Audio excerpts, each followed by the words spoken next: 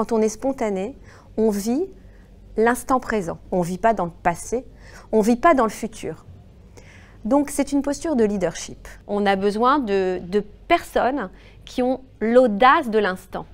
La spontanéité, c'est tout ce qui vient naturellement. L'être humain est un être émotionnel qui a été conditionné à perdre sa spontanéité. Et finalement, cette nature, quoi qu'il arrive, elle reprend son droit. Ce qui va faire la personnalité, c'est justement ce qui est incontrôlable. La spontanéité va aider à libérer qui vous êtes.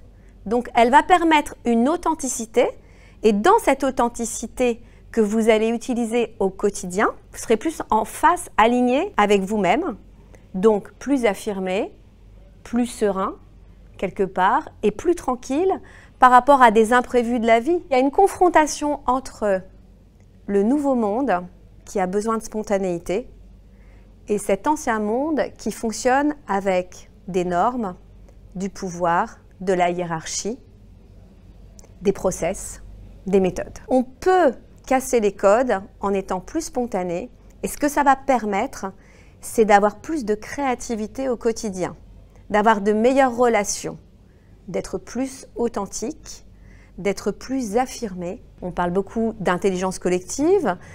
Il peut y avoir de l'intelligence collective que s'il y a de la spontanéité et de la créativité.